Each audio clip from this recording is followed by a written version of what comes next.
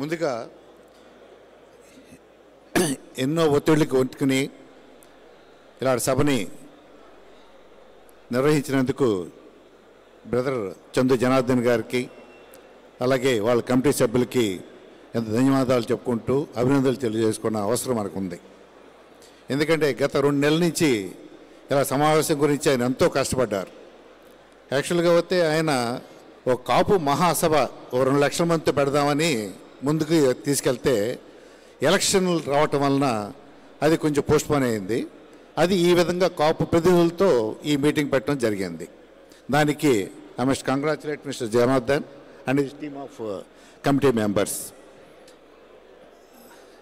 ఇందాక ఆర్ఎట్ ప్రకాష్ గారు చెప్పారు, ఆర్థికంగా మనం బలపడితే మనం ఒకరికి మనం ఎక్కువ ఒదిగి ఉండవలసిన అవసరం లేదని. ఆర్థికంగా మనం ఎదగాలంటే మనం గవర్నమెంట్ జాబ్సే కాదు, ప్రైవేట్ జాబ్సే కాదు, మనంతా మనం కూడా ఎదగవచ్చు. అదే ఎంటర్‌ప్రెన్యూర్‌షిప్. ఈరోజు భారతదేశంలో అమృతకాలం నడుస్తుంది. దానికి కారణం ఒకే ఒక పర్సన్, మన నరేంద్ర మోడీ గారు. ప్రపంచ దేశాలన్నీ కూడా నరేంద్ర మోడీ గారి వైపు చూస్తున్నాయి. ఆయన యొక్క లీడర్షిప్, వ్యక్తిత్వం, ఆయన capacity, competence to run a big country like India.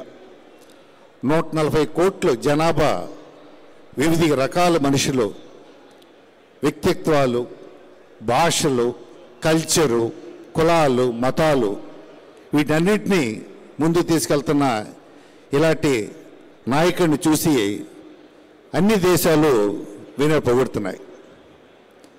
అలాంటి నాయకుడు మన సౌత్ ఇండియాలో ఈ ఐడెంటిఫైడ్ 1 పర్సన్, ఎవరిని బిలీవ్ చేయడు, ఇంక్లూడింగ్ హిజ్ ఓన్ పార్టీ. అతను పవన్ కళ్యాణ్. ఈ బిలీవ్స్ హిమ్. ఎందుకంటే ఇతనికి ఒక వ్యక్తిత్వం ఉంది, ఇతనికి ఆశయాలు ఉన్నాయి. ఎప్పటికైనా ఇతను లీడర్ అవుతాడన్న ఉద్దేశంతో ఆయన ఎప్పుడు కూడా ఇతనంటే చాలా ఇష్టపడుతుంటాడు. ఈయన కూడా ఆయన మీద చాలా గౌరవం కూడా ఉంది. ఎప్పుడు కూడా ఏమీ ఆశించలేదు. సో అది మనం ఈరోజు గుర్తించవలసిన విషయం. ఎప్పటికైనా మనం ఇతను నమ్ముకుంటే he will take us to top.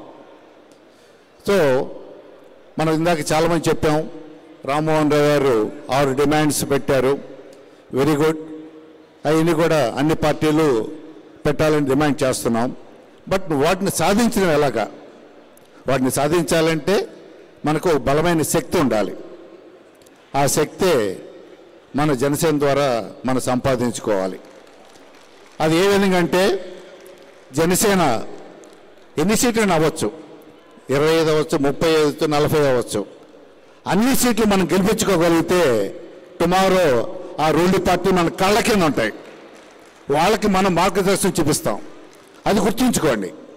సీట్ల గురించి కాదు, ముందు మనం గెలిపించండి. గెలిపిస్తే అది 2 ప్రధాన పార్టీలు ఉన్నాయి ఈ రాష్ట్రంలో. వాళ్ళందరూ కూడా మన ముందు ఉంటారు, మన తలుపు తడుతుంటారు. అది గుర్తుంచుకోవాలి. కాబట్టి మనం ఇప్పుడు కూడా పాజిటివ్గా థింక్ చేసి ఎలాగైనా మన జనసేన క్యాండిడేట్స్ కంట్రోల్ చేసుకుంటే డెఫినెట్గా మనం అన్ని డిమాండ్స్ వర్తిస్తాం. రేపు పవర్లో మనం ఎంతో భాగస్వామిగా ఉంటాం. మన పవర్ లేనిదే ఏది నడవదు. మనలో చాలామంది సక్సెస్ఫుల్ ప్రొఫెషనల్స్ ఉన్నారు, డాక్టర్స్ ఉన్నారు, ఇంజనీర్స్ ఉన్నారు, సైంటిస్టులు ఉన్నారు, జడ్జెస్ ఉన్నారు, ప్రభుత్వ అధికారులు ఉన్నారు. కానీ స్టిల్ కమ్యూనిటీ ఎందుకో వెనకబడిపోయి ఉంది. దానికి ఏంటంటే మనకి ఆ రాజకీయ అధికారం లేకపోవటం. రాజకీయ అధికారం ఉన్న ఆ మిగతా కమ్యూనిటీస్ ఎంతో ఎదిగారు, మనం మాత్రం జనాభా మాత్రం పెరిగాం అంతే తప్ప మనకి రావాల్సిన అందుబాటులో లేని బెనిఫిట్స్ ఏమీ లేవు.